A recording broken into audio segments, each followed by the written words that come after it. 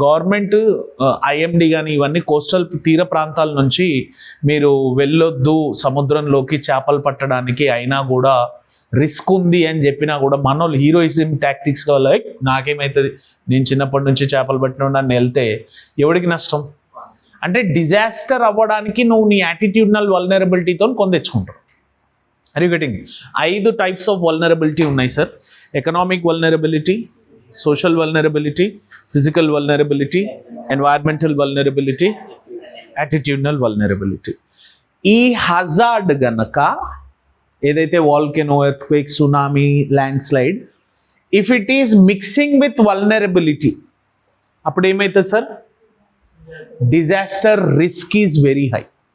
సింపుల్గా రిస్క్ని నేను ఎట్లా డిఫైన్ చేస్తా అంటే hazard into vulnerability is risk. అర్థమైందో? రిస్క్ ఎవరికి ఎక్కువ ఉంది? For example I'm staying in a good constructed pucca house, flood వచ్చింది, నా వల్నరబిలిటీ ఏమైపోయింది సార్? తగ్గింది. హజార్డ్ని ఆపగలుగుతామా? వల్నరబిలిటీని చేంజ్ చేయగలుగుతామా? ఎస్. అంటే నువ్వు డిజాస్టర్ని తప్పించుకోవాలంటే హజార్డ్ని ఆపకూడదు, డిజాస్టర్ ఆగదు. ఏం ఆపాలి సార్? వల్నరబిలిటీని ఆపాలి.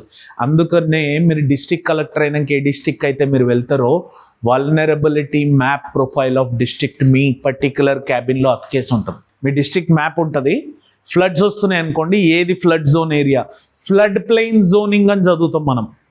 ఆ flood plain zoning map stick ఏ ఉంటుంది. ఈ area red mark area, orange mark area, ప్రతి ఒక్క డిస్ట్రిక్ట్ కలెక్టర్ ఆఫీస్లో ఇది ఉంటుంది sir. Vulnerability profile of your district is what you will know first once you enter in to the district. First ఇదే map పెడతారు మీ టేబుల్ మీద, ఎందుకంటే it is you who is going to act as a disaster manager. Are you getting this point? హజార్డ్ని తగ్గిస్తారా? వల్నరబిలిటీని? దాంతో ఏం తగ్గిస్తారు? రిస్క్ తగ్గిస్తే అప్పుడు డిజాస్టర్ తగ్గుతుంది. అంటే ఆ సిచ్యువేషన్ ఆఫ్ ఫంక్షనింగ్ ఆగేది చూసారా, అది తగ్గుతుంది. దాని కింద రిస్క్ డెఫినేషన్ ఇచ్చి ఉంటారు, చదవండి.